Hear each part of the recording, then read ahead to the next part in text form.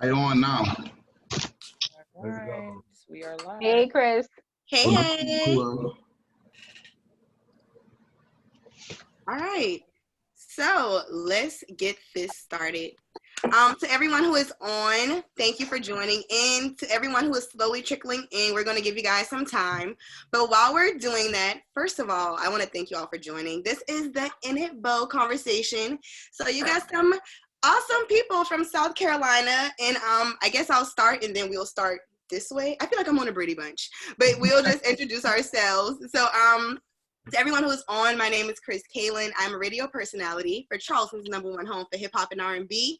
You can catch me on Z93 Jamz, and numbers just came in. I have the #1 show, but yeah, so that's a little bit. Thank you. So a little bit of tea, and yeah, so I guess we can start whatever way. Oh, me, Victoria Small from St. Helena Island, South Carolina. So happy to be here with you all today. Looking forward to this conversation. I don't know what direction you're on, so Just pass I it. don't know what order. Yeah, just take it away, Mint. Okay, I'm Ment Nelson. I'm an artist from the Lowcountry, born in Beaufort, raised in Varnville, South Carolina. Varnville, wow. Oh shit. Wow. Yes, I'll take it. What's up, everyone that's joining in? My name is Trayvon Williams. I'm an artist manager. I work for a label called Since the 80s. It's a subsidiary under the Motown Music Group umbrella, Capitol and Universal Music Group. I am from Hampton County, South Carolina. Raised in Hampton, parts of Varnville, moved to Columbia. I'm all over the state, but I'm happy to be here representing. What's up, world? Nobody don't know DJ Swamp Izzo. By the way, of Walterboro, South Carolina, a little small town in the cut. Man. I'm in of course I'm in Atlanta, Georgia. I do on V103 XM radio. Of course, I run all the music from Cash Money Records. I'm actually an artist on a label. So if you remember Young Thug, Future, all those guys, I created those guys from the mud, from South Carolina to the heart. Fire. Who's next? I guess I'll jump in. What's going on, y'all, boy? My name is Akua Page. I'm from North Charleston, South Carolina, and I'm one of the co-founders of the Geechee Experience, where we, just putting on for the culture, letting people know that Gullah Geechee is like a living history, letting them know that the way that we speak, the way that we talk is the actual culture, and, it ain't broken English, it ain't slang, it's the actual language. And I guess since Low Sis had jumped on just now, you saying my name Kris Q. I'm from North Charleston, South Carolina. I one of the co-founders of Geechee Experience. We putting on for the culture. We putting the city on the map. That's what we do. We putting the whole Lowcountry on the map. You know what I'm saying? I'm saying the chop. Yeah, a cool Page and Kris Q. That's what it is. Putting the whole city on the map. Word. I don't know who went yet. I'll go next. Hi, my name is Asiahn. I was born in Jersey, but raised in Mount Pleasant and Charleston, South Carolina. I used to be one of the main voices of that old raggedy jingle on Z93. I'm not singing it. Y'all know which one I'm talking about. Sing it. Sing them. Which one? Breakfast Club. Hey. Okay. A mess. And I am a singer-songwriter, 3-time Grammy nominated, signed to Universal as a writer, signed to Motown since the 80s as an artist. And I've worked with pretty much everyone in the industry at this point. Name top one. Why? Dr. Dre, Miley Cyrus, Chris Brown, Drake, J-Lo. That's just to name a few. That's crazy. Oh. Big boy name. Right. Big boy name. Right? Yeah. Oh, I guess I should have gone before you, dog. I can't come behind Miley Cyrus. My name is KJ Kearney. I'm a native of North Charleston, South Carolina.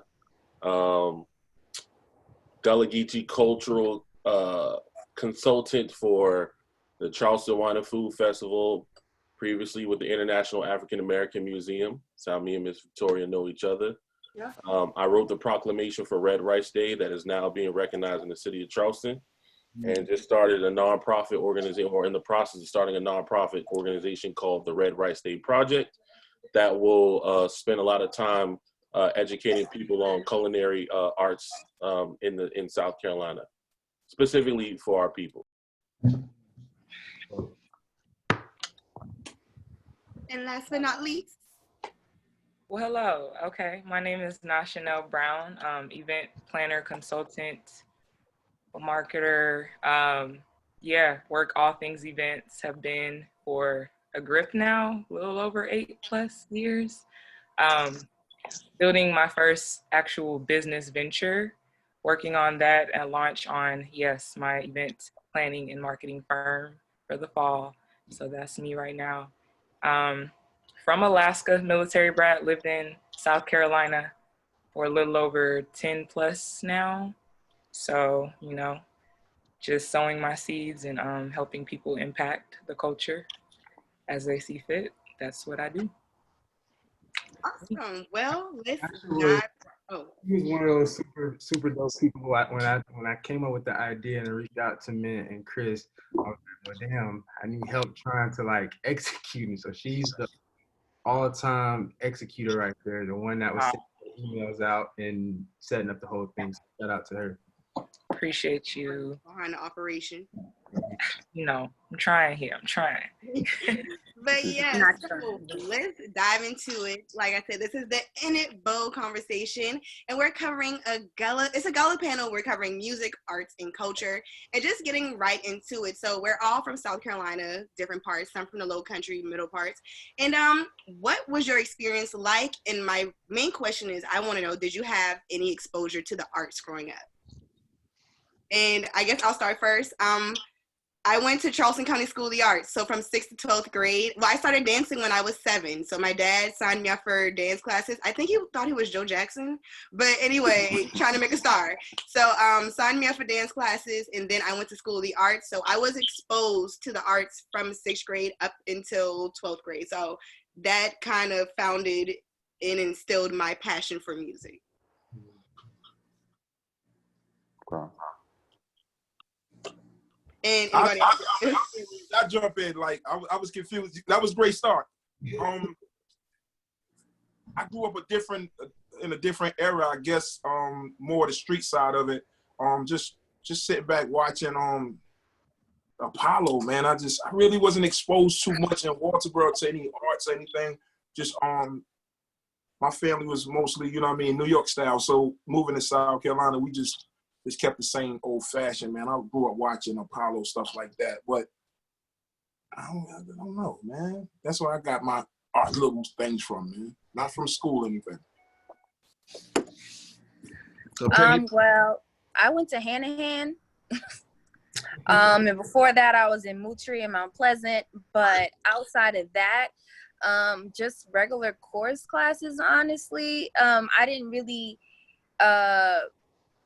depend on my surroundings to get done what I needed to get done, if that makes sense. I did do this one competition. This was like when American Idol first started, they had a Carolina Idol. And I did that competition and I won the whole thing. And the lady who ran it actually ended up taking me to Atlanta, where I ended up meeting my first producer and signing my first deal, and et cetera, et cetera, et cetera. But other than that, I just really study online. There weren't too many outlets for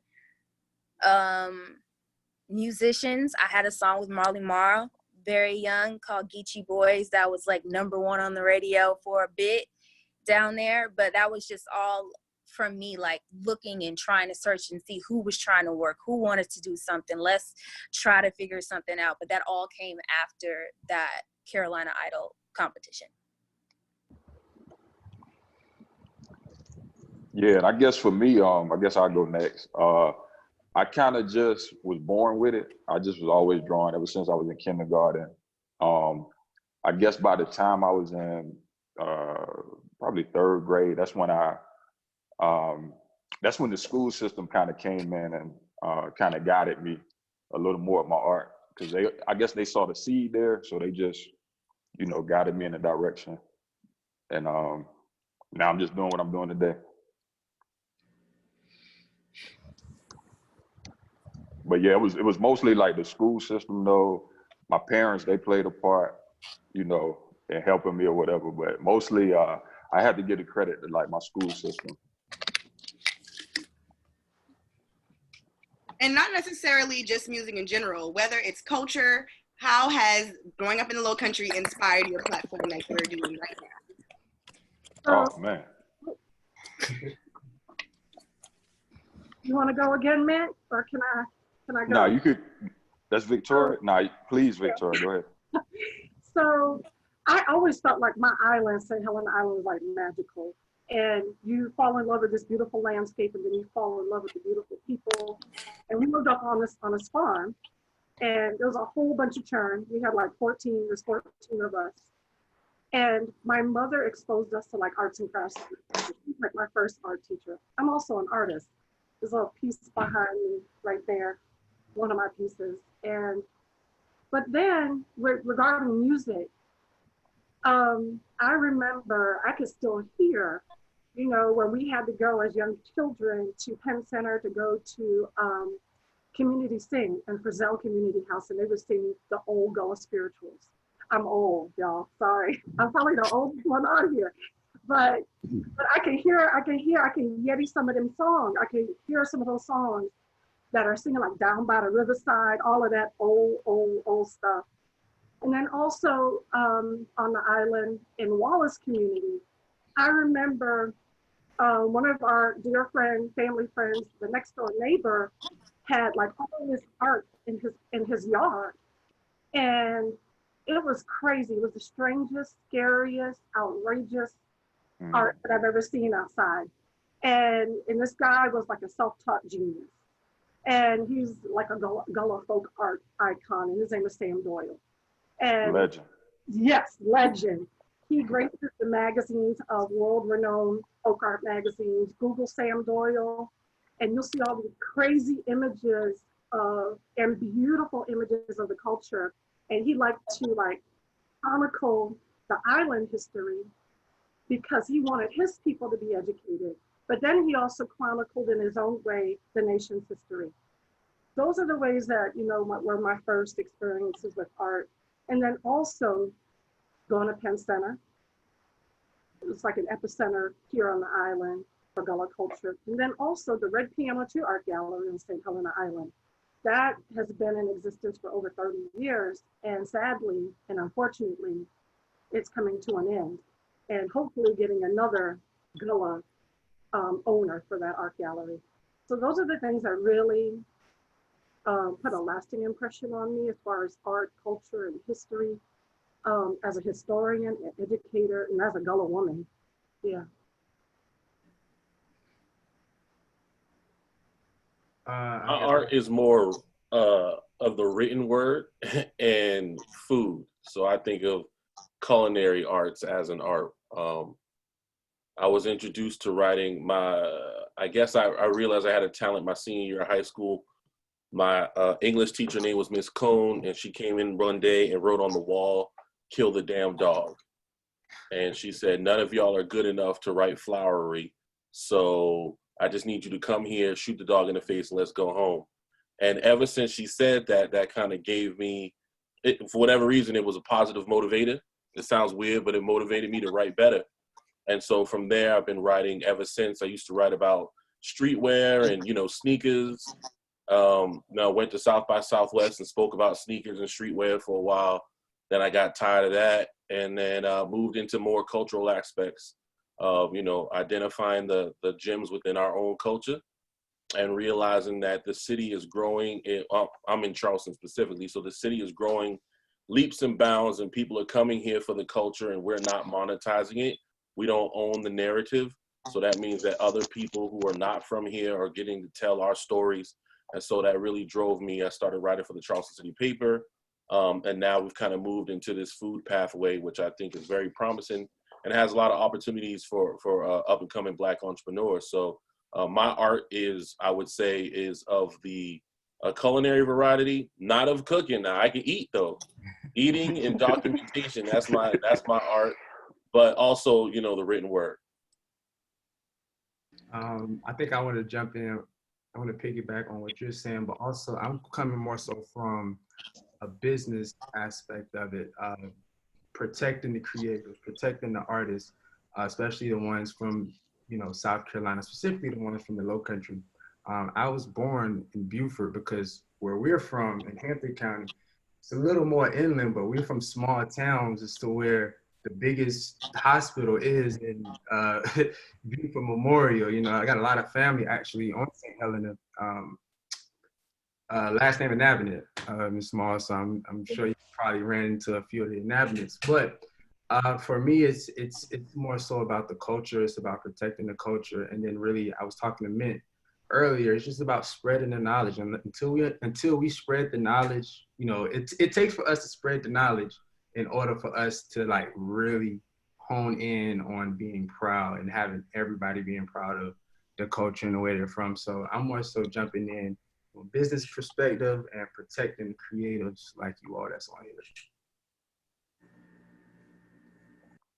Honestly, I would say like most of my exposure to art was in the community. So we used to sit outside, you know, beat up on the plywood, you know what I'm saying, and make a beat, right? And, I ain't lying. Freestyle. And we used to do that at school. We would take it to school and do the same thing. It's all to the point where we was doing it so much where the police would come up, we'd be smoking, right? Police would come up and we get to running. At the next spot and keep freestyling. You see what I'm saying? Yeah. That was my most exposure. And then we used to sit in the house and nobody had no drawing skills. We used to draw, you know, little Dragon Ball Z, you know how it was back in the day. We used to watch Dragon Ball Z. So we used to draw what we saw on TV, you know, rap what we see around us. That's the most exposure that I had to art. You know, I went to Charleston County schools, Title I's, you know what I'm saying? So it was basically science, math, art, gym, go home. You get what I'm saying? Low English or whatever. That was it.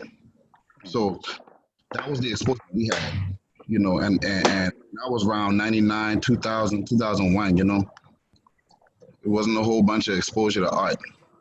And I had all the artistic things that I did learn, I had to pick that up on my own.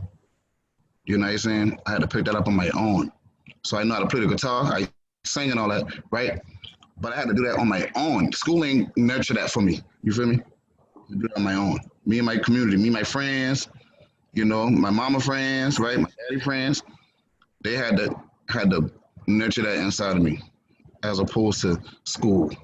So that's where I get my exposure from. And how it affects me today is like, man, I ain't gonna lie, like everything is not cute in Charleston, I ain't gonna lie, right? But man, when your head get bad, you got your music. Mm-hmm. And your music connects you to your people. And when it connects you to your people, that's the beat of the drum. You good, you grounded again. Facts. Yeah. I gotta say, before I leave this earth, I would love to hear like a mainstream, like a super strong record with a real Charleston accent, like somebody really from Charleston or somewhere closer with that accent on radio. I think that'll be something mega one day for the world. Thanks. To hear that, right? Working on that other end is great, but it's just like it goes back to the business aspect. You got to have your ducks in a row. When you have people wanting to stick their necks out and help you, and then you come to a radio station and your song not clean, and you don't have your social media together, you don't have a media kit, you got 20 followers on Instagram, but you got a hit. So it's like, and it's like you want to support, but it's like I need the artist to meet us halfway. But what I wanted to go back, because we do have a question in the chat. But before I get to that, I wanted to go off of what KJ was saying about taking the narrative, and that's what led me to do the web series that I did. I have a web series called Next Up Charleston, where I interviewed artists. I interviewed the artists that the Post and Courier and that Charleston City paper weren't doing, because let's be real, in South Carolina they have a certain type of Black people like that they like to highlight. So with my platform, that's why I want to do it. And I really want to speak to KJ and the the Geechee experience about that, because when I ended up on your guys' Instagram, I was like, I like how you do it. Like, I don't want to say it's for a millennial because that sounds so cliche, but like you guys make it relatable and you make it the Geechee narrative, and it's like not, I don't feel shame, because even when I went to college and you talk to people and they're like, you from Jamaica? Where you from? And it's like, it's shame to be Geechee, and it's like, I'm Geechee. I'm from Charleston. What's up? So if you guys just dabble into that, then the floor is yours. Okay, and to piggyback off of what Kris and KJ said about like being exposed to culture, so I focus on language arts, I guess, because like growing up inside of school, like Kris said, I wasn't taught anything about like my Gullah Geechee heritage. If they mention it, it was something, you know, like degrading. You know, they'd be like, it was a bad thing to be Geechee. Like, they've been fighting words. You call somebody Geechee, or you trying to ban right now? You know, it was fighting words because they made it seem like being Geechee was something so negative. Like, if you speak in Geechee, you know, that's broken English, that's slave talk. You know, that's only people that's uneducated talk like that. You know, so like, I really had to like lean on my community to really show me like what it was, and then like teaching myself. Like, it wasn't until I graduated high school, like in 2011, I graduated from Stall, when I started diving into like what it meant to be Geechee, you know. And going back to like what you say, like, it's a certain kind of Black people Charleston wants to expose, and it's not the people who like authentically Geechee, because it's like they still see that something bad, but we the #1 tourist attraction, and they coming down here because they want to know about the Gullah Geechee people, as what they be asking us, you know, or they only want to know about Geechee from like the past standpoint, you know, like all the 100 for children thing like that. Like, I don't know how many times we got to tell them, boy, we do not talk like that. Like, Geechee, it evolves over time, you know, like it's a living history, you know, like, but they only want us for entertainment. But like when we educate them, boy, like, okay, yeah, you like us when we entertain it, but understand this is also an actual living, breathing language, and it's like legit, you know, like we still out here, but they only want us on Gullah Gullah Island, or like how you say it, that certain kind of Black folk where we just talking about the past. My bad, y'all, boy. I like this topic, so I on my little high horse. I will say, like, to comment on what DJ Swamp said about having a song with a natural Gullah Geechee voice on it. When I did the song with Marley Marr, at first they didn't want to play it like on the radio, because Marley Marr was going full blown, and I was like, yes, go there, because I was recording in Atlanta, and I would have to turn my accent on and off because people wouldn't understand what the hell I was talking about. And then just being with the caliber of people I was with at that time, I'm like, we have to find a cool way to introduce this to the masses. So it actually went on the Battleground on Z93, and then it kept winning, and then they had to retire it. And that's the only reason why they ended up putting it into rotation, because it had to retire. And it was like, okay, well, we can put it in rotation. We can't just let you keep battling and beating everybody. So, like, fine. And what it did was then the radio stations in Atlanta started to see the cue. Like, they started to see that there was a song that kept getting played. And then we got around to the DJs there. And then they played it on V103 in Atlanta a few times. And that was like the first time they had ever had a Geechee speaking voice there. This is, so where are they from? I was like, well, he's from Jamz Island. He's from, where's that at? I'm like, it's in South Carolina. Yeah, you leave South it Carolina. Yeah. And they didn't get it. And I don't think at that time they could get it, but I think now we're in a better space to navigate that, you know, like to really make that a thing. But again, everybody has to have their ducks in a row, and then also the community has to show up for our artists. I didn't get that much support in Charleston. I got more support in Atlanta and everywhere else than I ever did in Charleston as an artist, and that was wild to me.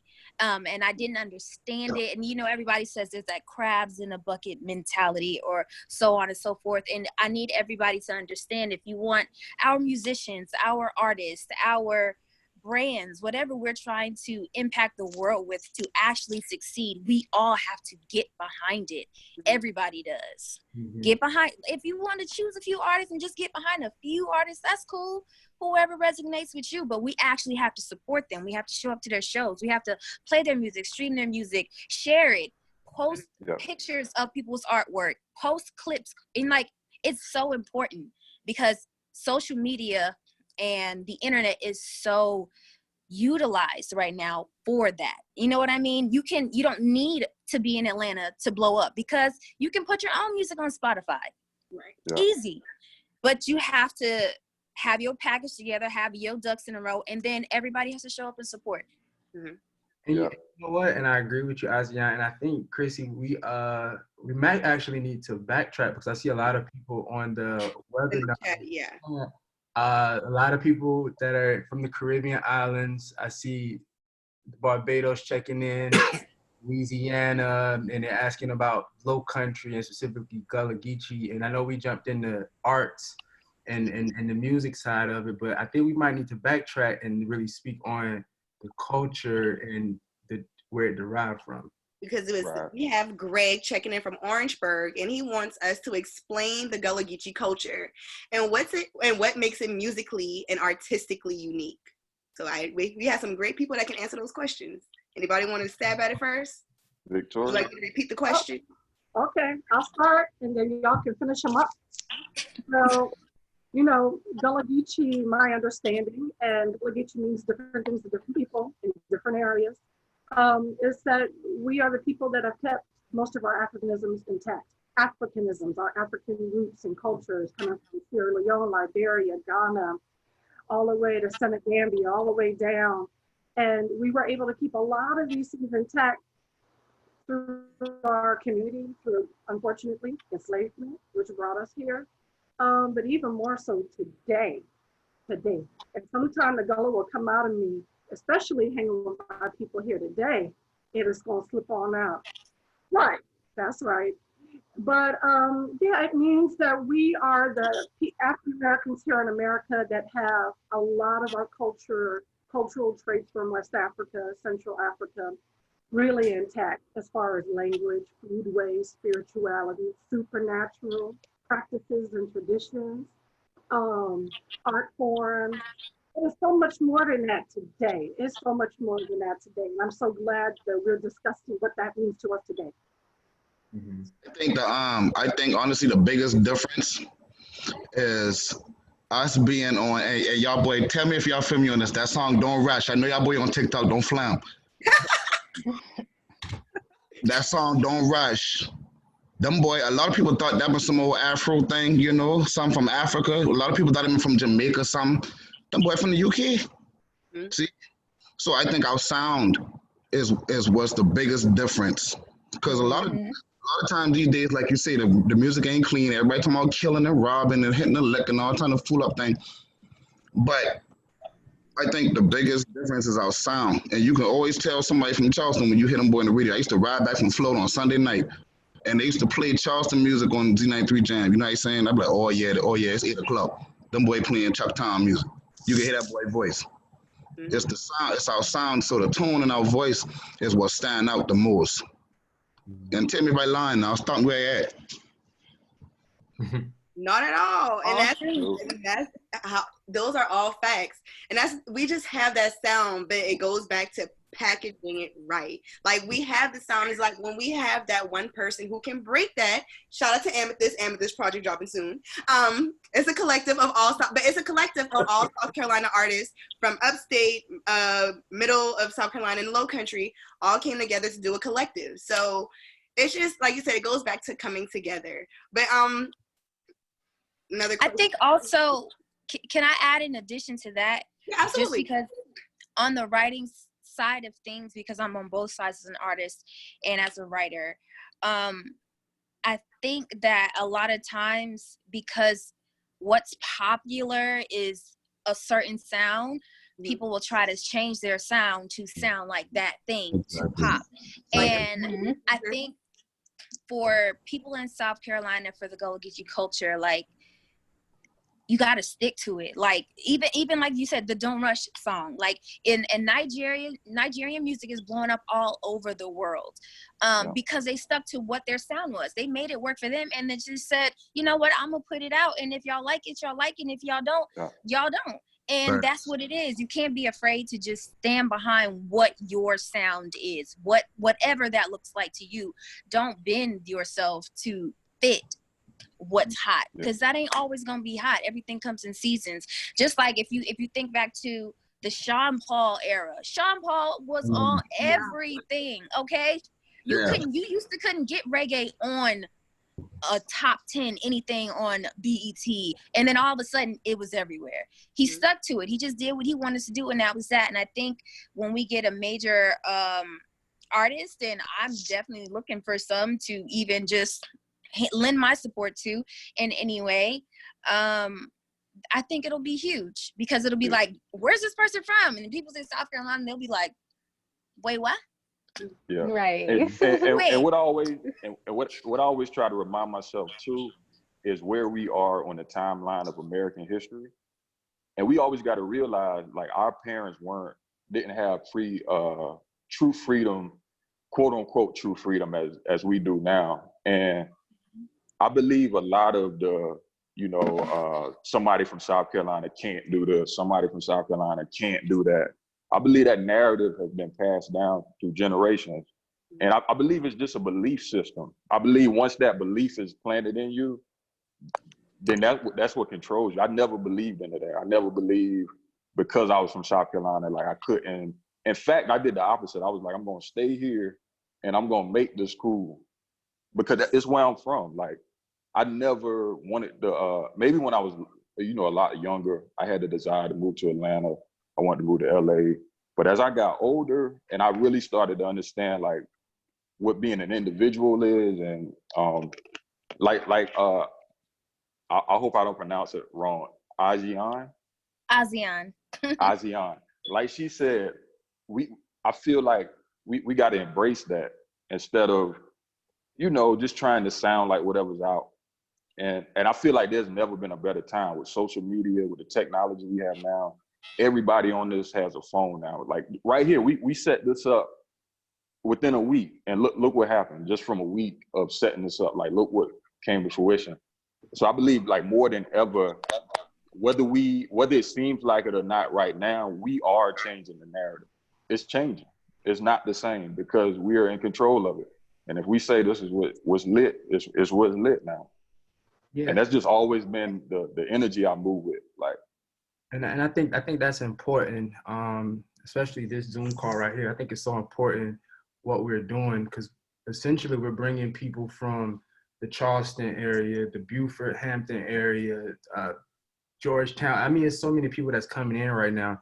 And, in order for this music or the culture or just anything to really impact the world, it takes for the unification of all of us in these different pockets, the millennials, the generations after us, to go ahead and start having these conversations and being more open to having these conversations. Because if we don't have these conversations, we're not going to be able to impact the world how we want to impact it. And a lot of people are interested in hearing what we got going on and what we got to say. You know what I mean? Yeah. So, we got 78 people ourselves tuned in. And when I was talking to Ment and Chanel and Kris, I was like, yo, I'd be good with 10 people. I want this to fall on at least 10 ears, and have over, well over that 10 amount now. So we have people tuned in to what we got to say. So I think also, I mean, we hit on, we tell the culture, we teach everyone about where we from, you know what I'm saying, and how we got here, and make sure they understand that there are islands off the coast of South Carolina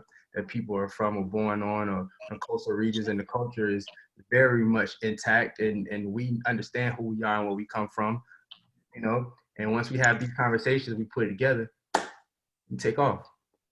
Bam. That's where the magic happened. And piggyback off of like what y'all been saying, like we got a unique sound, but like we also got to remember a lot of people was beat for being Geechee. Like it's the saying down here, you got the Geechee beat out of you. If you meet somebody who Geechee but they don't sound Geechee, like, oh, you got the Geechee beat out of you. So it's like our people got to realize we got a unique sound that don't nobody else got. And like once they like hop on board with that and embrace that, you ain't gonna try to copy somebody else's style, because you realize you got your own style. That everybody trying to latch on to. Yeah. Absolutely. So real quick, you guys. So it's intermission time. I know that went by really fast. So we're going to take a little small intermission, but we do have some people in the chat that want to know we can drop our social medias because they're interested in following us. So I'm going to start and we're going to go from Trey and we're going to go this way and down to the rows. Cool. So you can follow me on Instagram, Facebook, and Twitter. Kris Kaylin on everything. Oh, it's spelled right there. KriskAylin. Do not spell my name with a C. Thank you. Wow. My turn. Go ahead, Swamp. Real quick, follow me on Instagram with everything at Swamp Izzo. You know how to find me. I'm still in the, running around in the streets with it. But Swamp Izzo on Instagram, Twitter, everything. Facebook, Swamp Izzo. At Trayvon Williams, TRAVON. I added WLMS because I couldn't put the whole thing on there. So at Trayvon Williams, Instagram, Twitter, Facebook, you got to put my whole name, but just stick to Instagram and Twitter though.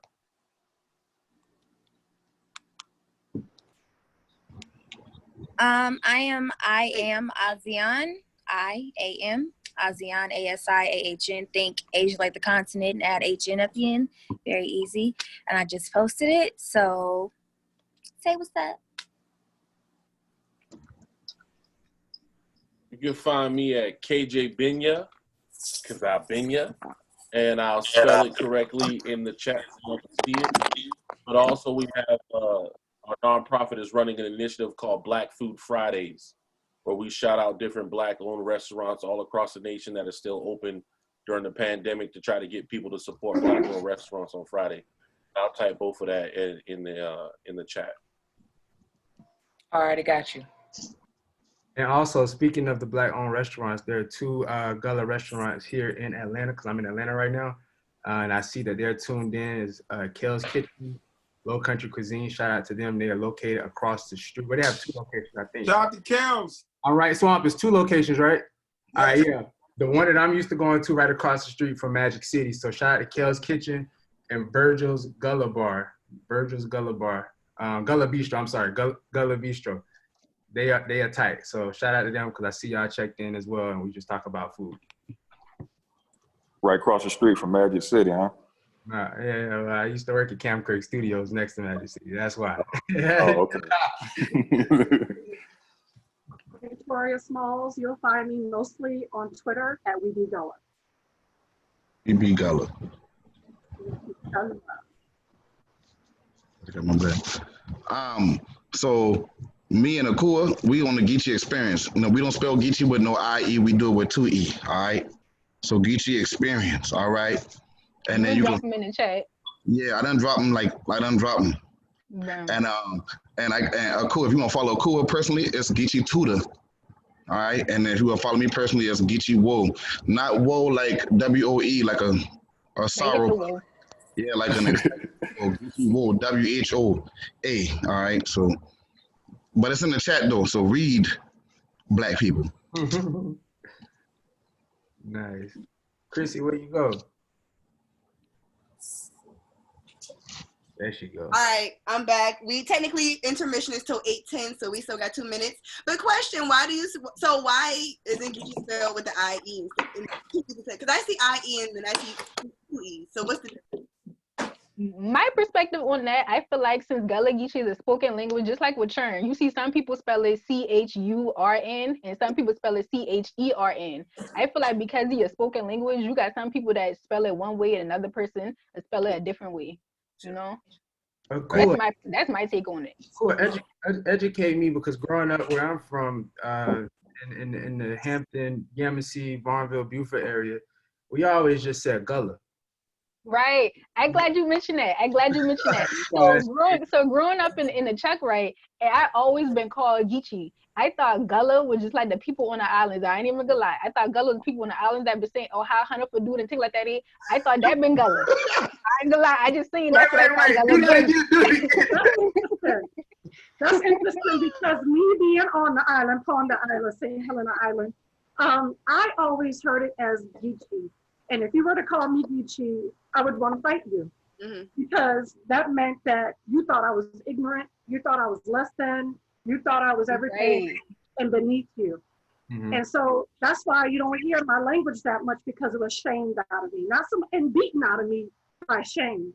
When I open my mouth, go just in the Buford, 7 miles across the bridge, people would laugh at me. And so I stopped talking. It's real sad. It's real sad because that was my first language. Right. But I'm going to get them back. I hear you now. He's still up in you. That Geechee ain't going nowhere. And that's so crazy. Like when I went to college, it was just like, why you talk? And it's just, I'll never forget. One guy was just like, talk Geechee. Like, excuse me? Right. Like you would show me. I can't say that. Like, no, that's not how it works. But now I would say that being on the radio, I had someone like, I would say being in, like, when I went to DC, the radio in DC sounds like DC. Like the people use DC slang, they sound like DC, but it's like when I got to Charleston, I felt like it didn't sound like Charleston. Like some people, it didn't sound like they were from here. So when people are just like, you sound Geechee on the radio, good, because you're in Charleston. Welcome to the city. But it's 8:10, so let's hop back into this. Thank you again for everybody who was a part of this. Yeah, it's awesome. I'm really excited. So we're just about to hop back into this. Once again. Oh, sorry. So hop back in. So this is the In It Bowl conversation, and we have some gems, some awesome people from across South Carolina, backgrounds from music, art, food, photography, art, a little bit of everything. And just hopping back into the conversation. If you missed some of it, feel free to swipe up in the chat to catch up. But yeah, so earlier, before we took our break, we were just talking about getting things together and just having the right package. It's something that I noticed in Charleston, and I might be stirring the pot, well, not Charleston, South Carolina, might be stirring the pot a little bit, but I feel that I see a lot of people are okay with being a big fish in a small pond. And I feel like when people like try to grow in different venues or different realms, whether it be art, music, it's just like, I don't know, it's just sometimes it seems like it's a little hard to grow, and it falls into that crab in the bucket syndrome sometimes. And it's like you want to grow, but it's just like you have some people who are okay with like, I'm fine here, and you can be here, but I also think if you're going to take up that space, you should be helping people. So just don't be a big fish taking up that pond and not trying to help the fish around you. Oh man, I think that's Kris, that's a very deep, and so number one, the one thing I like to make sure we all understand is that the natural habitat of crabs is not in barrels. So if it feels like we are crabs in the barrels because we are uncomfortable in the position that we're in, this is not where we're supposed to be, right? So that's number one. And number two, and a couple of y'all have already alluded to that, there is no infrastructure in place.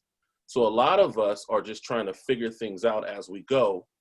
And because there is no defined path on how to get wherever we need to get, everyone's just trying, they're grabbing at whatever, they're throwing stuff against the wall. It's a very disjointed process. So I can't speak towards music because I don't have anything to do with music. But what I can say is that Charleston is a premier destination for food, right? And in the food spectrum, there are ways to get known. There's infrastructure there. We have one of the largest wine and food festivals in America here, right?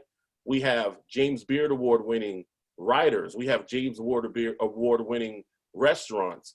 The infrastructure is here. And so that's why it's easier for somebody to blow up as a Charleston-based chef or restaurant than it is a musician, because there's no musical infrastructure here. That leads me to my final point, then I'll let the rest of the group get in on this. What might have to happen is, in some of these industries, we're going to have to set up the infrastructure that we wish was there, right? And what that means is, if you're the one setting up the infrastructure, you might not get the shine. You feel me? So like what 2 Chainz is able to do now, right? What every rapper in Atlanta is able to do now, that came because of JD. But what JD was able to do, somebody had to set that infrastructure. So when you own the radio station, when you own the distribution company, when you own the restaurants, when you own all those things, you can put yourself in that place and people who look like you in that place. But when you're continually trying to prove your cultural worth over and over and over, and there's no infrastructure, so you beating your head against the wall. I'm fighting against Kris when I don't have to fight against Kris because I don't know what I'm doing. You know, it's a lot of circling because there's no infrastructure. As soon as we start getting infrastructure in place, and that's whether it's art on the musical side, the men can tell you that the contemporary art scene in Charleston needs work, but the outdoor art scene is established. Seaweed is one of the biggest festivals on the East Coast. You know what I mean? Like, there needs to be infrastructure in place, and maybe someone's gonna have to step back and realize I gotta run the business of Charleston, make sure that somebody can get on, and I might not be the artist that can make that thing, you know, I might not be the one to get the shine. I might not end up on MTV. I might have to be behind the scenes and be a Coach K. And I don't know how many people are willing to do that. And that's just not in the music. That's in, you know, food and art and every other way that we're trying to get on. How many people are trying to be the Coach K's? I'm using his name just because it's easier for everybody to understand. Or are we all trying to be Lil Wayne, or we all try to be, you know, the person in front of the camera? One of the things I'd like to add, I think my superhuman strength is being a connector, a strategic partner. I'd like to know who the creative people are and be able to give those names to people that are looking for them. Just be a connector. I love being able to help my people shine. I love that. Because especially if they're talking about our culture and depicting it and showing it and celebrating it in a beautiful way, I want them to be able to talk about that. One of the things that we do, I'm one of the Gullah Geechee corridor commissioners, and one of the things that we do is trying to get all of these names of creative people, whether you're a writer, culinary artist, spoken word, vocalist, even if you are sewing sweetgrass baskets, or you're doing a new contemporary art form like Gullah wood burning or sculpture, whatever you do, we're trying to get those names, and so when people contact us, we can point them in the right direction. So I really want to encourage anyone that's on the line that are, you know, chatting with us, you know, to make sure you give your names to us, your contact information to us, so that we can share your information. And definitely do that with the Gullah Geechee corridor as well. I can speak from my perspective as an artist. I left Charleston because there was no music outlet. There was no next level. I had already did whatever I could do on the radio there. That was it. And none of the big plays were being made in Charleston.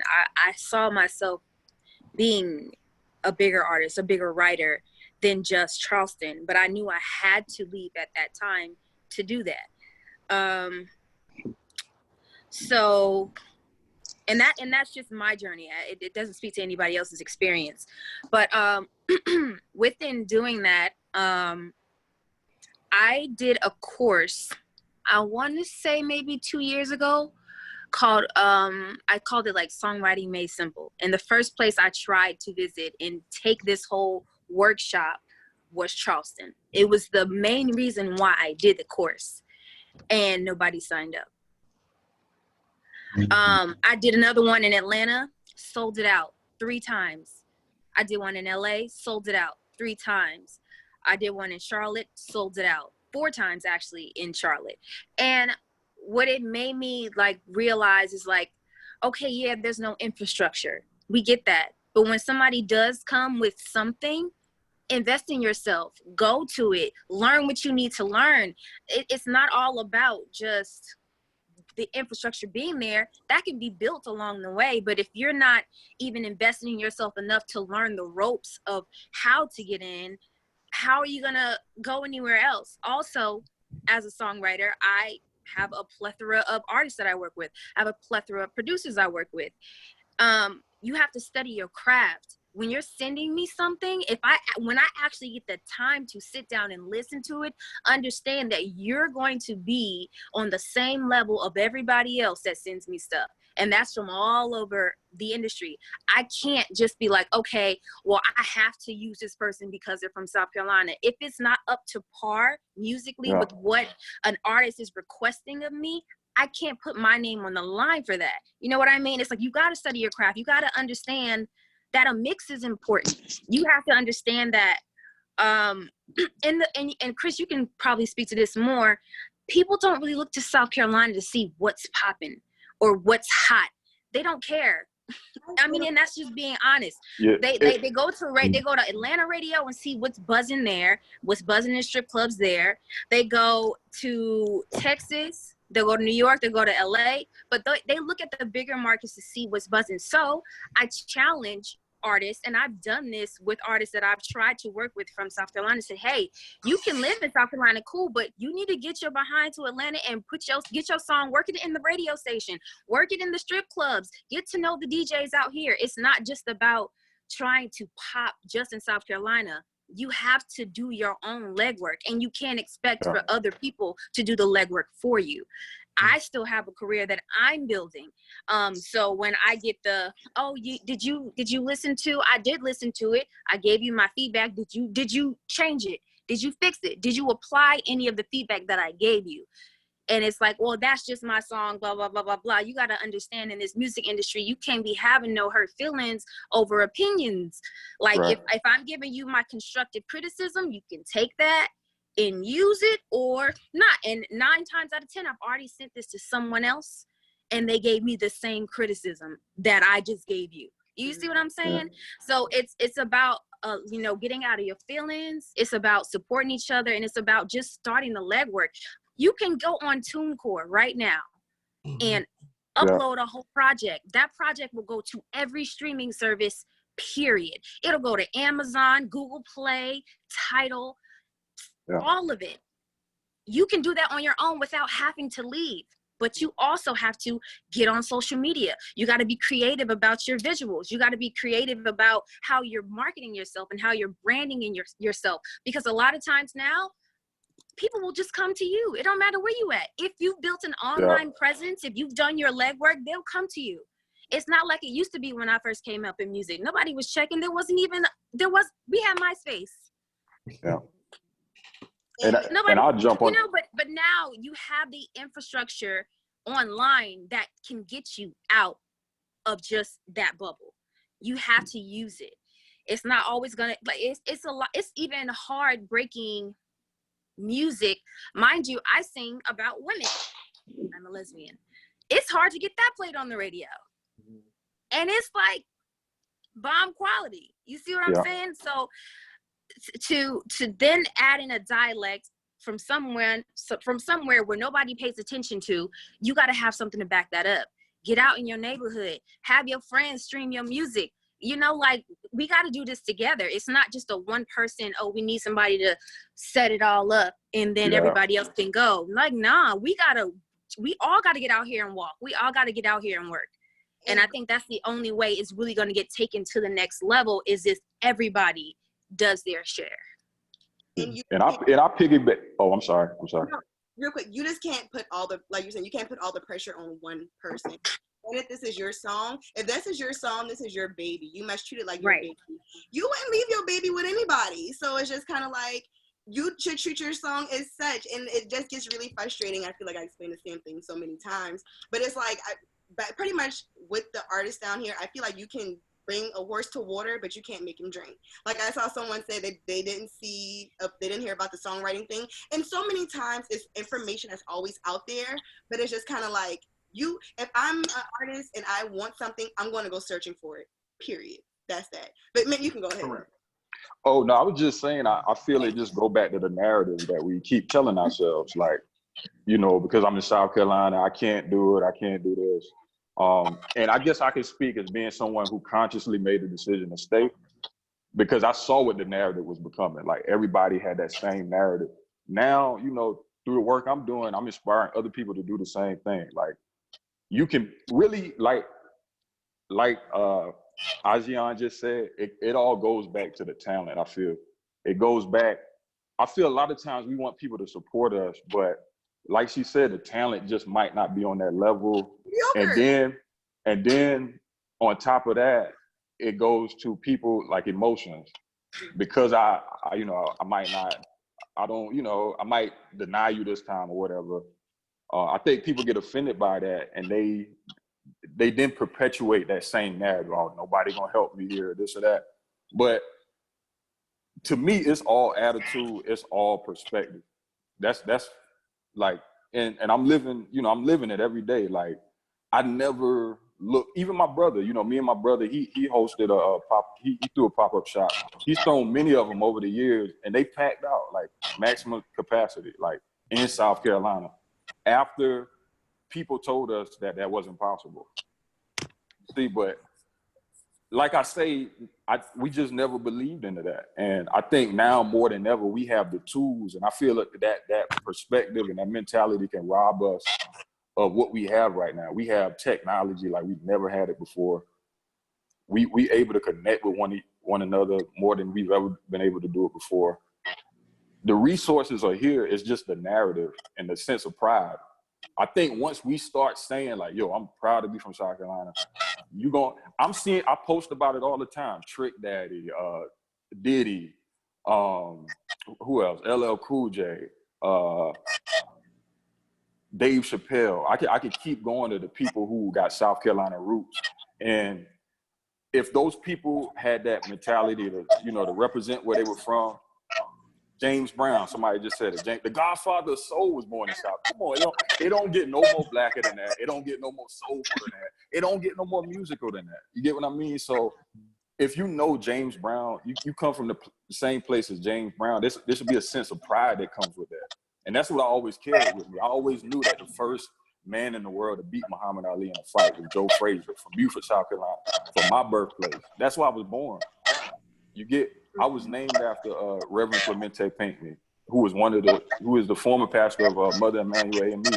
So I came into the world with a sense of, I guess my mom instilled in me a sense of, wanting to name me after somebody who was a leader, or who was a leader in the Lowcountry as well. So I just feel that that's just always been my individual, I guess, calling in life. And what I'm trying to do is just kind of spread that energy to everybody else. That's why I share on Twitter so much. Like, let me just put these facts out. I don't care who they go to. I'm just putting it out there for the culture. And hopefully, things like this can keep being birthed from it. I think what we don't realize is that we're already doing the work. We're just not going to see instant gratification. What we're doing now is probably was planted last year, just from us doing whatever we were doing individually. All of it's coming to fruition now. So if we just keep believing in that, I promise y'all, like, it's only the beginning. And we starting to see it. You got people like Coach K, Charlemagne, he got his platform to where he using that platform to promote Gullah Geechee culture. He's saying it, on the airwaves, to where people all around the world are becoming aware of this culture now. So I believe it's just the beginning. I believe if everybody just relax and just, just really watch what's happening. It's changing right before our eyes. And also, I think. I'm sorry. Also, because the people want to know what you have to say, actually. And I saw that you said someone was saying that we don't have any mentors to step up. So, Trayvon, since the people are asking, what is your take on this? Well, yeah, as far as the mentorship part, I think that's kind of one of the reasons why I jumped in to in all of this, is to really like mentor people or just help people out and protect us and really put us on the map. But it's not just myself though. People have been doing it way before I even jumped in the mix, like Swamp Izzo. Swamp Izzo really put Young Scooter on the map, and Young Scooter is from Walterboro, Yeah. The corridor. We have been doing that, having people who've been doing it. I just think, like Ment said, it's just a matter of due time. It's just like laying the foundation. Our timeline is a little different from everybody else's, because I think now we're starting to enter an era where people are getting more in tune with their culture. I've seen Ghana hosted the Year Return just last December, and everybody was so hyped and amped up to go to Ghana.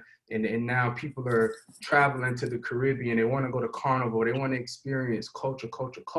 So now they're learning about Ghana. They're learning about Ethiopia. They learn about the Caribbean. And now you got people in America. It's like, well, you know, they have these distinct cultures, and they have this and they have that. Well, what do we have?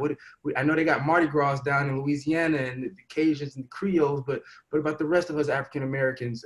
You know, and people are starting to funnel back down to their original roots, which is the Gullah Geechee roots, you know, and the people are starting to come there. So I think it's a matter of due time right now. People are going to start paying more attention, and when you have people like stuff like this and people like Charlemagne who are spreading it on the Breakfast Club and mainstream media and stuff like that, you know, you're gonna have more people starting to come out and be like, well, hey, well, you know, I work at Interscope, but you know, I'm from Somerville, you know, I work for Fox, and I'm from King Street, you know what I'm saying? So it'll start happening. We just need to continue having these conversations and making people feel, empowering more people to rep where they're from. Like, even if you look in the chat right now, I see a shirt, Gullah. I see Boy Call out here. I see Swamp Bizzle repping his stuff. I see Bussin'. I got the hat on, the amethyst. Like, everybody has, you know, we're starting to wear like the paraphernalia represent where we're from. So, yep, Boy Call out here. So I think that's important. You know, we have these conversations. People start emerging more, and you know, just have a sense of pride of where we're from, and do not be afraid to rep where we're from. Absolutely. And hopping back into the chat. So this is a really good question.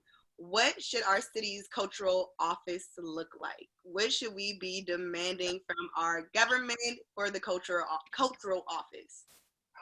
And for anybody to jump in, my father's actually tuned in right now. His name is Shedron Williams, Representative Shedron Williams for Hampton, parts of Beaufort County, and Jasper County, I believe.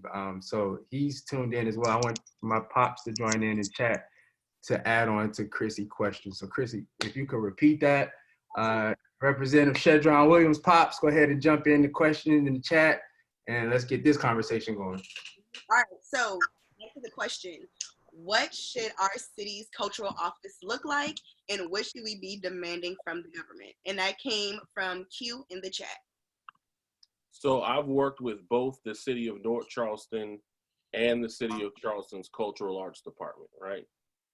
This question is loaded because it really matters on what the administration wants, okay? So the city of North Charleston there is no sellable culture to speak of, right? What they do is they make more hotel beds than anyone in the Tri-County area. So their thing is, we're gonna let Charleston do all the cultural stuff, and we'll just have everybody sleep here, right? Then North Charleston has 8,000 hotel beds. When you think about the tax revenue that comes from that and what the city of North Charleston is able to do from that, then, you know, that's where their focus is. They're moving more into the beer and like lodging direction. The city of Charleston, obviously, is doing cultural arts, but their budget is not very big. What they do is they partner with a lot of events that are already big and kind of help them push along permits, do maybe some tax accommodation grants here and there. But the city of Charleston is not putting on huge events. Spoleto does not belong to the city of Charleston. Seaweed does not belong to the city of Charleston. Fashion Week, Bridge Run, you can name all the big events that happen in Charleston. The city of Charleston does not own any of those properties. What that means is, going back to my earlier statement of understanding the infrastructure and how these things work, before you can go and demand, I would advise you take the time to meet with your city councilmen or city councilwomen, your state representatives, find out what the directives are of the municipality that you're in, and then see if there's a way for you to marry what it is that you do with the goals of that administration, and it makes it way easier. We were able to do Red Rice Day with the support of the city because I knew the aims of the city. They were getting ready to, you know, now it's the 350th anniversary of Charleston. Had we had a package in place a year or two ago, they would have funded almost anything because they really want to make sure that everybody knows that the anniversary is coming up. So I say all that to say, in short, number one, meet with your representatives to find out what the goals of your administration, whatever municipality that you're in. The second thing is, don't change what you do, but try to tailor what you do to what the municipality is looking for. And three, don't be afraid to ask for your money, because these people have money. especially when it comes to tax accommodation grants. Now, you have to be a nonprofit. Again, that's knowing the system. But if you have a product that they want, you can bring heads to beds, you understand the goal of the administrations, then you can start demanding things from your cultural affairs departments. That was a great answer. I think Not Chanel just added my dad to the conversations on this question. So this is what's up? What's going on? This is very like, I mean, it's dope. We just added them on straight out the chat. This is for you. Want me to repeat the question or you got it? Yes, repeat it for me, please. All right. So the question was, what should our city's cultural office look like? What should we be demanding from the government? We should be demanding funds to represent our community, just like other organizations, groups of people who receive fundings for various different cultures. Like in the Chuck, you got different cultures that have, that's right. We have the historical stuff, but you know, we need to have more stuff that really looks like us. And it should be centralized around what we think should be in there. So in other words, I think if we, I won't say demand, you know, I think if we just request and do it in the form of what we consider as what everybody else would say proper, I think if we go at it the right way, we can definitely get funds to make sure our culture centers represents ourselves. And I saw someone mention, because we do have the Moja Arts Festival in Charleston, and it seems like certain events, the budget gets cut. And I'm not sure, because as far as why things like that happen, because when I was growing up, Moja was a heavily funded thing. Like, it was people that would come down, and when you see things at the cultural office, you would think that they would give them more. And I'm actually on the committee for the Moja Arts Festival. And when you hear about the cuts that's happening, it's just kind of like, okay, well, we can. But then I assume, KJ educated me, I assume that Spalato was funded by the city of Charleston. So that's something new. So I can't say they're funding this and then they're not funding Moja. Right. But that's just something to keep in mind. If you are relying, I'm going to speak for the Charleston metro area. It might be different in Atlanta, New York, whatever. But if you're relying on your municipality to 100% fund anything that you have going on, what's going to happen is you're going to go the way of Moja, where little by little, you know, budget cuts start coming, and you don't notice it year 1, year 2, year 3, but year 10, when your budget is 50% less than what it was in the 90s, and you can't do what you were doing, you know, that's where the impact is going to be felt. So all of these events that I just mentioned, Seaweed, Bridge Run, Charleston Wine and Food Festival, all of those events are ran by independent nonprofit organizations. Those organizations go get money from elsewhere. Then to fill in the gaps, they apply for tax accommodation grants from their municipality. That's how they're able to get what they're getting. So it's a give and take. It's a partnership. You got to do a little. The city sees you doing something. You apply for the money, like Representative Williams say. You get the money, because if you're bringing heads to beds, right, you could throw the dopest party of all time. But if everybody from that party is from Charleston, you're not adding to the hotel accommodations. You're not adding to restaurants. None of that stuff. You got to be able to make money in a way that helps the municipality. So if you just want something from them, right, but you're not bringing anything to the table, you're not bringing heads to beds, people aren't going to restaurants, they're not buying gas, they're not doing nothing, you're not adding to the tax base, you can go ahead and cancel that. So you're not going to be fully funded. You got to get your own money, and you got to show these municipalities where you're bringing something to them, and then they'll turn around and cut you them big old checks. City of Charleston cuts big checks for people who bring heads to beds. Another thing I would like to add, we cannot, or better yet, no longer expect 100% funding, because, you know, like our festivals, the big ones, you know, down in Beaufort, Heritage, Victoria, you know, you're aware, when you allow things to happen fully funded by somebody else, you can have the best idea. And we talk about year 1, year 2, you don't realize it, but year 10 you do. But by year 10, they're controlling the entire event. Yeah.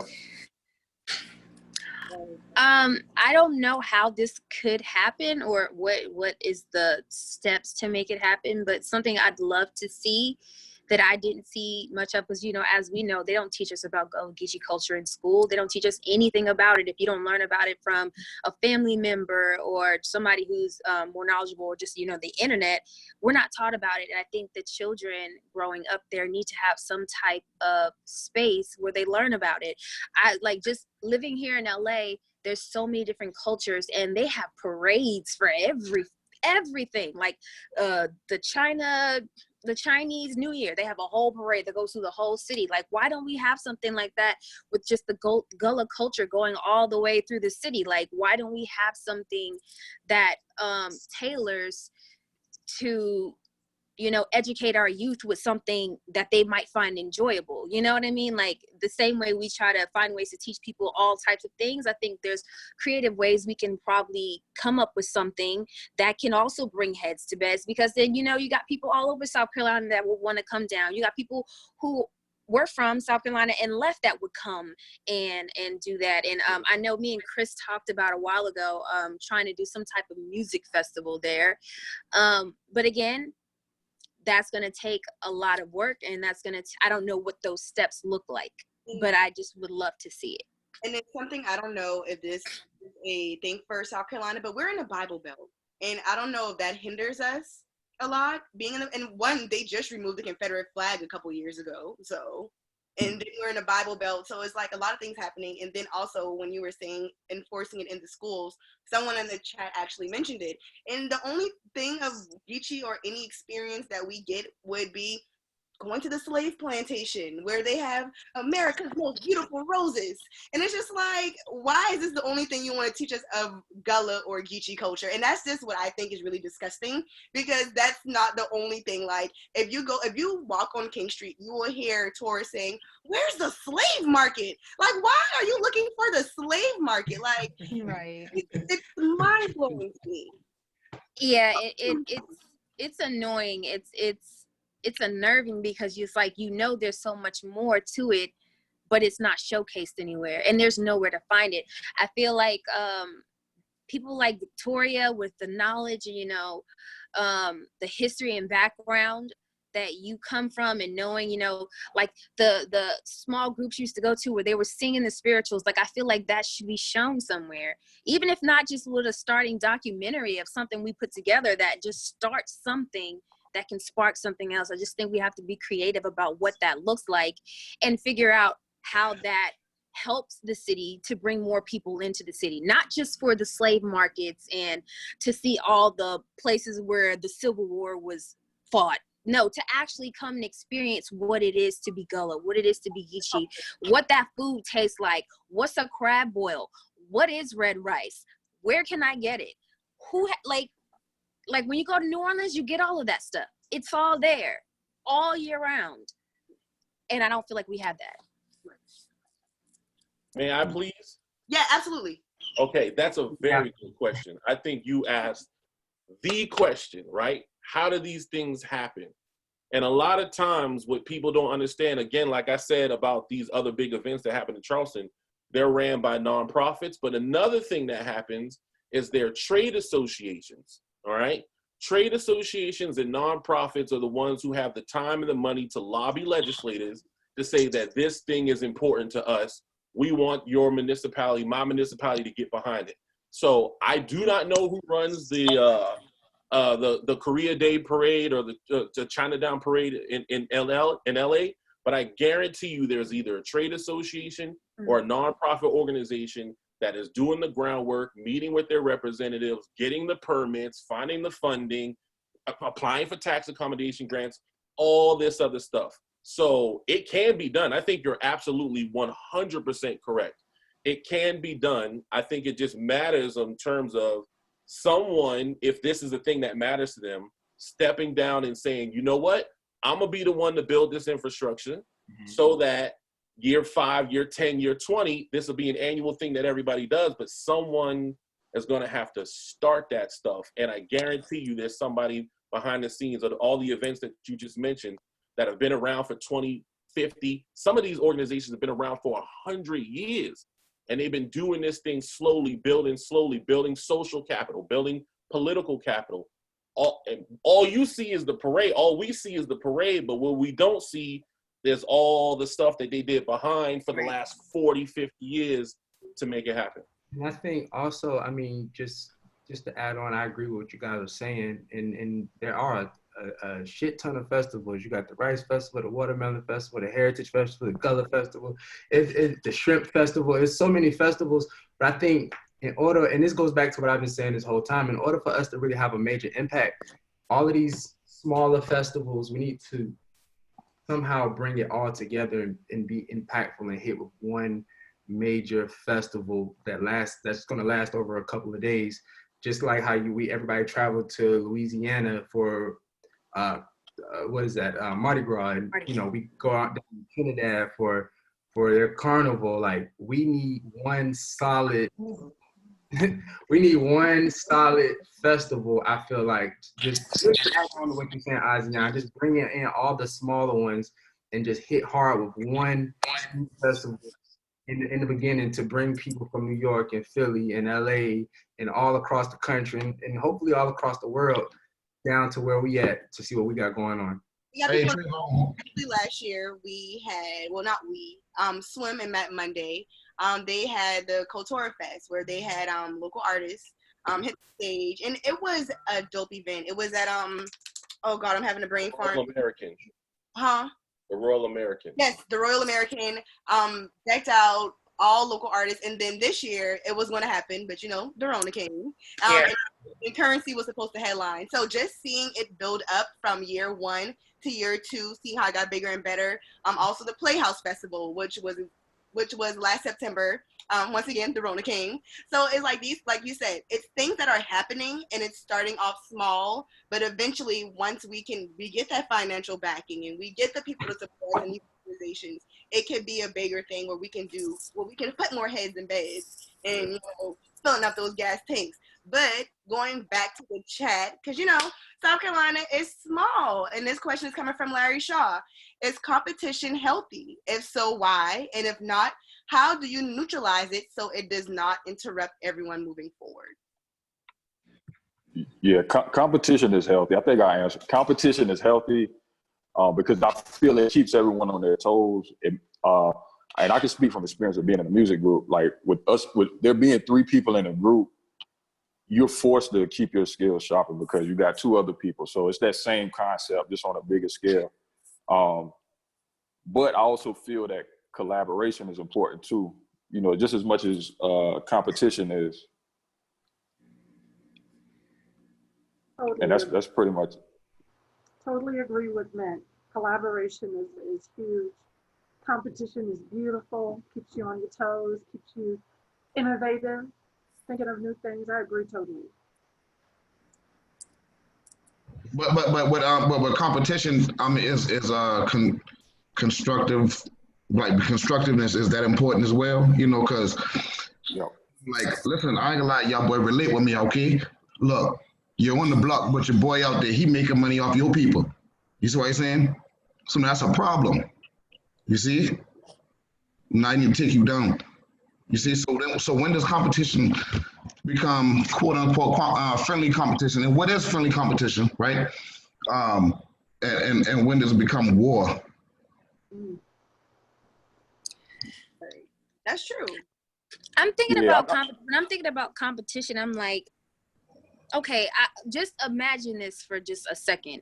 You know how Rolling Loud, you guys are aware of the Rolling Loud Festival, goes to Miami. It goes to all these different places, and they take all these artists. And this generation, they will travel to see a show, period.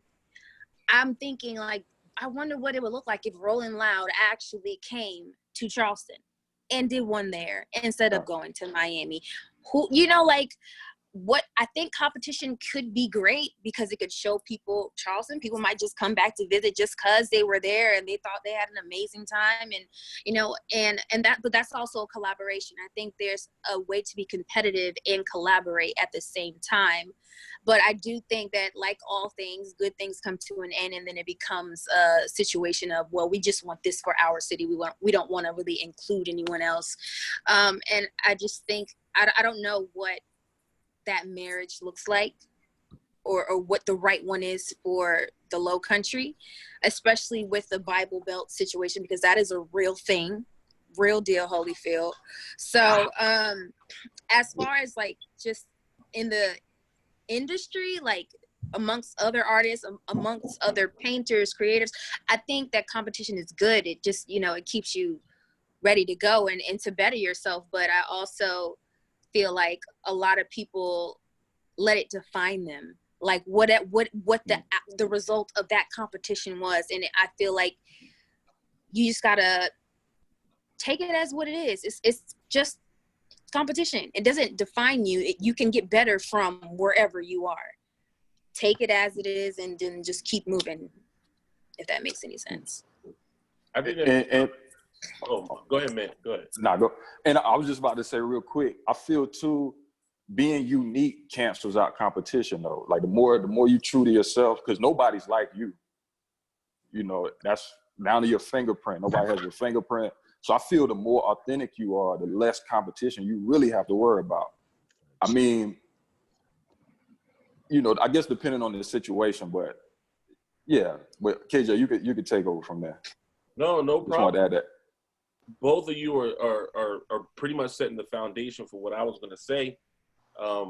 I think that there should be more collaboration and less competition, only because the market share has yet to be dominated by any one person.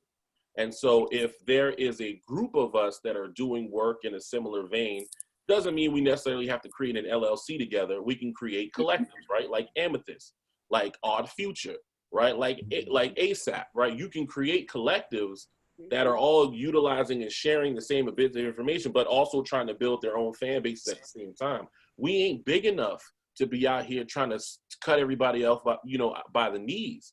We need more love and support from each other. Doesn't mean that Ment can't build his own individual fan base and I can't and Swamp Izzle can't. But in this market, it would behoove us, in my opinion, to work more collaboratively, right? Sharing knowledge and resources, taking that group information and then doing what we think is best for our individual careers. So if you guys, if anyone, excuse me, the audience, if you have any questions, make sure you add them now because we're about to wrap this up. But for my panelists, I'd like to know, how are you using the Gullah culture? If you are, how are you using it in your platform to spread it out to people and just to educate people about the Gullah Geechee culture, the Lowcountry culture, North Carolina, all of that?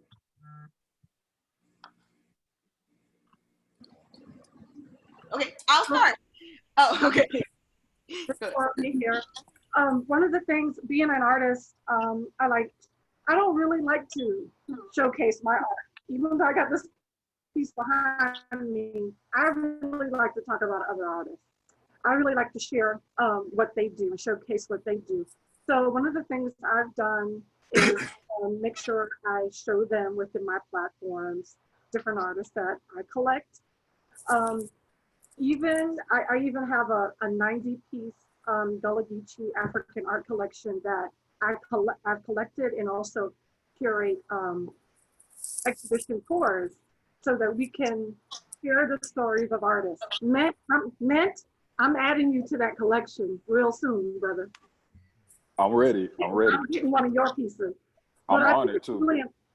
I think it's really important for me as an artist to also share the talents and skill sets and the beauty of our culture. Some of these artists depict the art form in various ways, whether it's from their memories, from their grandparents' memories, maybe it's something new that they're expressing.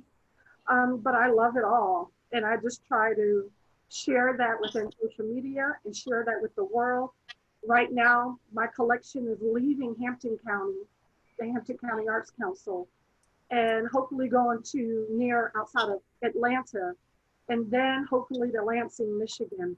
So I want to be able to share culture in a visual way with the world. That's one of the ways that I'm doing it right now.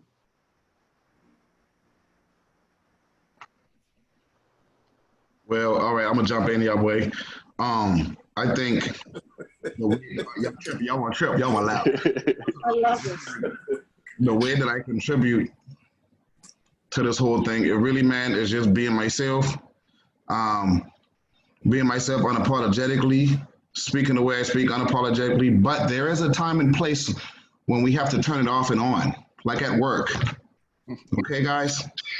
So I ain't about to play with y'all like round. That's how we are. Just be who we are. Know when to use it, when not to use them.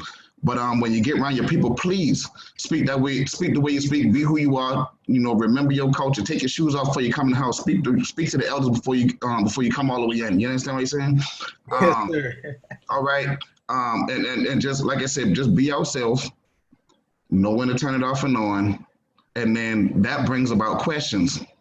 The young children might ask us and be like, well, what y'all talking about? Why you sound like this when you on the phone with the boat collector, but then you talk like this when you went on so and so. That's what my little sister tell me all the time, little cool. She tell me, don't be teachable moments, and that's exactly what those are. So I think that's the way we can contribute to our language, to our culture, is by being who we are. You know, in the most opportune time. That's all it is. That's how I feel.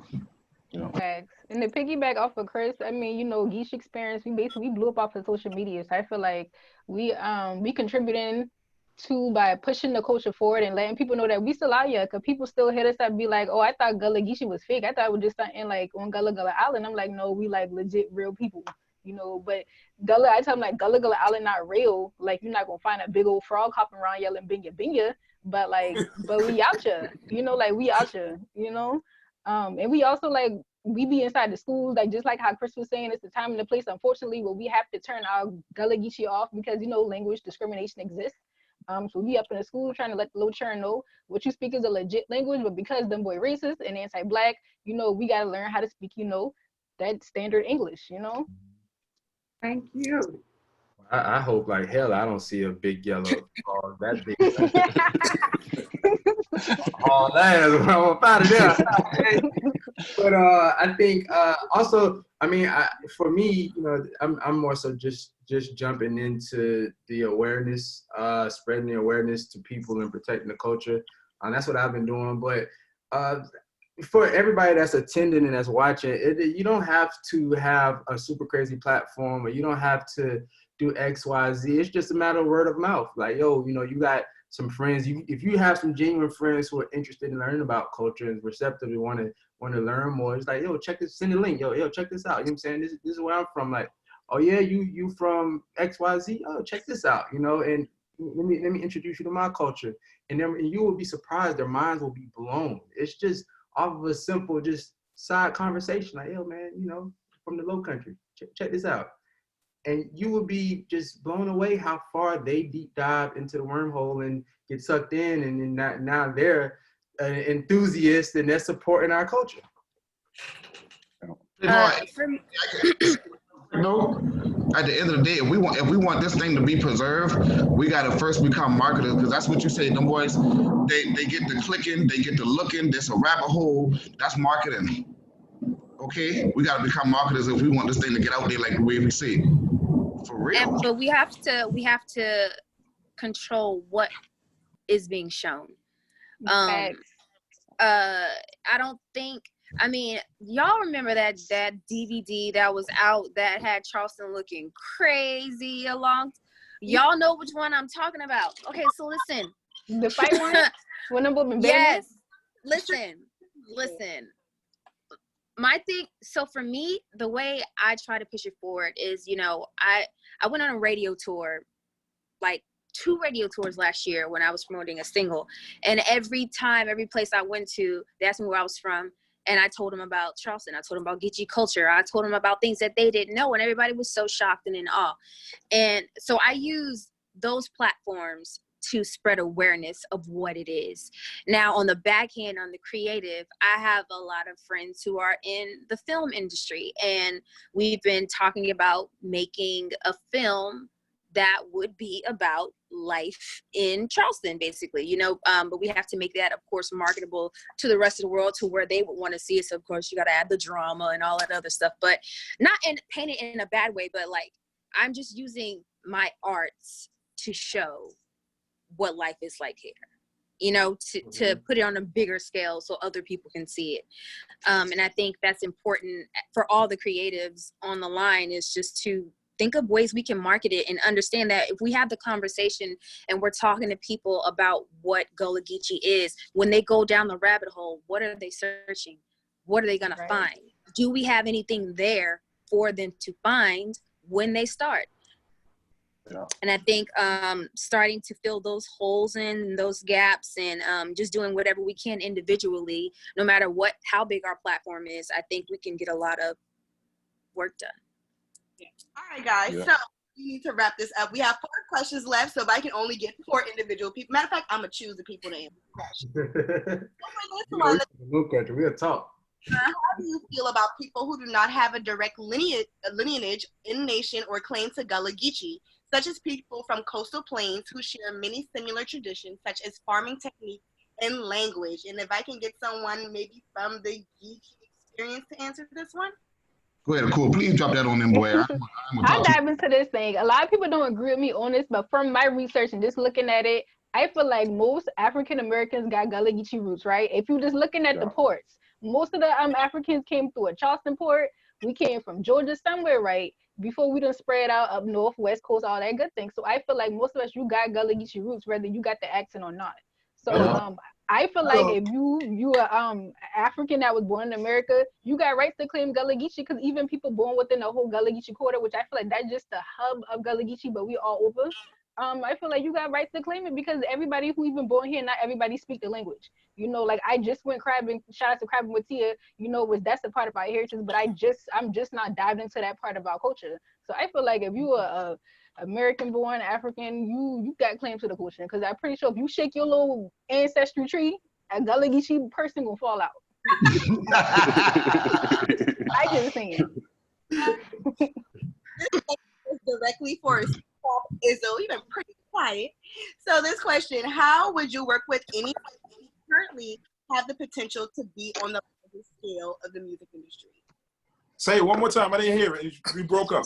Okay. How would you work with an artist who currently has the potential to be a part of the larger scale of the music industry? So this person is about to blow. Oh, he's about to blow.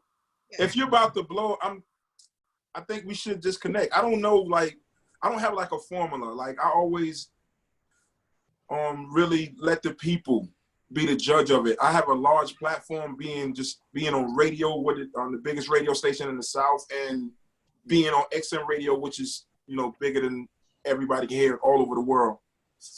I just give me some good music. If it feel good, I love it, man. I'm not too much on how it sounds. I just go off how it feels. Just being from the country. Yeah. All the world. From the world, you know what I mean? I still rock in these clubs like I used to rock in them trailers and them little small clubs. You know what I mean? Yeah. I still rock the same way I used to rock in a trailer. When I was on tour with Obama, I rocked the same way around the world. Oh man, shameless plug. Yeah, I just threw that shot. I was the only Obama's official DJ. Yeah, threw that out there. That's a big deal. That is a huge deal. Huge. So Trey, what is the best way to communicate with your with artists for mentorship or advice for future endeavors?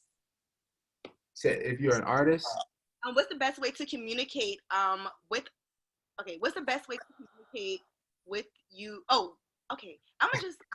What's the best way to communicate with artists for mentorship / advice? I guess how you are supposed to give advice. I don't know how you like this question. But it just depends on, you know, who you're reaching out to. You know what I'm saying? If you're reaching out to like a manager or somebody that's working in the music industry, you know what I'm saying? A lot of us actually like myself, I read everything. You know, I read and I'll respond to everything, even if it's in stuff that I have to approve. I'll still go in, read it, and check it out. So just DM. Don't hesitate. Don't be afraid. I mean, we either respond or we don't respond. You know, there's some people who are gonna respond. There's some who won't respond. But when you do that, you know what I'm saying? It's just all about how you approach people, and that's going back to one of the things that Asiahn said, and what a couple of Swamp is or a couple of people said. It's just about your approach. You know, just come humble, because if you're not humble, you know what I'm saying, if you popping big shit, you know what I'm saying, like, all right, what's up then? Let me hear what you got. And if they hitting or nothing, and it's like, you know what I mean, I might just block you, you know, like you playing games. It's just nah, for real, man. Time is money, you know what I'm saying? So it's just a matter of really, you know, reaching out, humbly coming to someone like, yo, I'm working on this, you know what I'm saying? I would love for it to fall on good ears. You know, if you catch a second, check it out. If not, you know, it's fine, you know what I mean? And like, that's how we as managers, we got to do that for DJs. We can't just be like, yo, DJ Swamp Izzle, I need you to play this record right here, right now. Play it right now. Like, no, he's not going to play. He's probably going to take you out of his face. And he's probably going to say, yo, give me $150 and I might drop it. Might. It just a strong mic. A strong mic. A strong mic, because he ain't in payola. So we're not going to say that. Okay, as also on this next question, I would like to say, if anyone's tuning in, we do not do payola. Do not call a radio station asking about your song, period. Please don't. Please don't. Anyway, Asiahn. So if someone would like you to be a mentor, or just how do you do your mentorship process, if that? For me, I really go off energy a lot. Like understanding that we're all very busy creatives, and I get a million DMs and a million emails. So I may not get to you immediately, but when I get time to sit back and like go through stuff, I do get to check emails. I do randomly just hit people when they ask me for advice. It isn't always just so like immediate, because we all have lives and we all have things going on. But also I have like Trayvon, like he works at my label. He goes through stuff and he's like, yo, what do you think about this artist? What do you think about that artist? It's not only just about just hitting that person, hit other people, like it, but use etiquette. Use etiquette, because it's so very important. There's so many times when somebody will reach out to me and say I'll reach back out and I'll answer their initial question, and they'll have follow-up questions. If I don't get to them right away, they get aggravated, and then they get reckless in my DMs, and then I don't have anything else to say, because it's like, you don't know what's on my plate. Half of the things I'm doing, nobody even knows about yet, because I'm not allowed to announce it. So you got to be understanding of people's schedules. You have to be aware of your etiquette that you're using when you're requesting something of someone. And then again, study your craft. Make sure what you're sending me, when I finally take a listen to it, is going to be fab, because I can send that to somebody. I've sent people's catalogs off before, and I don't want anything for it. I don't like when people are just like try to do something for something. I don't need anything. I got my own stuff going on. But if I hear a songwriter's catalog and I think it has potential, I'm gonna send it to all of the A&Rs that I know, and I'm gonna say, here's the person, here's their IG. Take a listen. Let me know what you think, or just reach out to them personally. But that, you gotta have the right etiquette.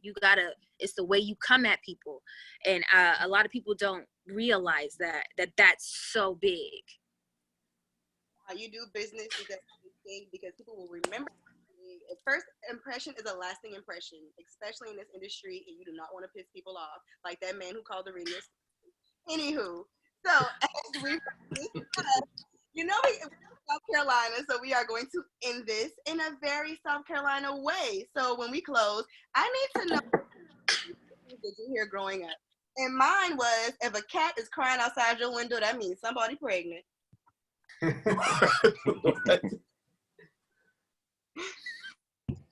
Oh, wow. Thanks, man. The cat is pregnant. Miss me out. Oh, yeah, I got one. If a bird flies through your window, somebody's going to die, right? That was an old one, right? I ain't got no birds. I always thought the one about seeing a crow, a black crow or something on somebody's house and somebody's gonna die, or like sweeping people's feet or putting your broom on the bed. Yeah. And you gotta spit on them, and if they sweep your feet, that means you going to jail. I'm from Alaska, and they talk the broom talk. So that's Alaska, Alabama. Yeah, that's my people. I was taught two things. Don't eat nothing. When you go to somebody's house, don't eat nothing red. I don't care if it's spaghetti, red rice, I don't care what it is. You don't eat nothing red. And for the fellas, you know what I'm saying? For the fellas that's attending or is going to be watching, if you go to a woman's house, never leave your underwear because they're buried in the backyard. I'll do it. I'll do it. I'll get down. Hey, I got one for y'all, boy. Y'all ready? Yeah. Step on a crack, you break your mama back. Really? I gotta go. Really? Really? Really though? Hey, don't dream about fish tonight. Oh no. Okay. I got one. Be careful who you piss off because they might go see the root man. Oh yeah. I'll do it. I got one. If you don't say your prayers before you go to bed, or if you cutting up, that mean that hag will ride you tonight. But a way to get rid of the hag is you can use some newspaper, which also make a dope backdrop, or put a broom by your bed and the hag will leave you alone. Yeah. Or some rice. About the hag though, I heard you gotta be careful Salt. looking people in the eyes or looking pictures in the eyes for too long. You look at a picture too long in the eyes, the hag might jump on you. Yeah. Never heard that. Wow. That's a new one. But I can make sure I don't tell nobody. That's something the slave master tell the slaves, hey, don't look at nobody in the eye. Or the hag will ride you, boy. Don't look at that picture. Thank you for joining this conversation. This was the NFO. I hope you guys enjoyed it. This will be available. So if you want to go back and drop these jewels, make sure you're following everyone on social media. There, if you want to hit them up, do that. And I hope you guys enjoyed it. Thank you for organizing this. Thank you, Nichelle, for getting us all together, being our tech guru and making sure we look good or whatever. And yeah. I got one thing before we go. I think this was such a success. I mean, I hope you guys would be open to some more. I think everybody who took part in setting this up, I think we should have another one.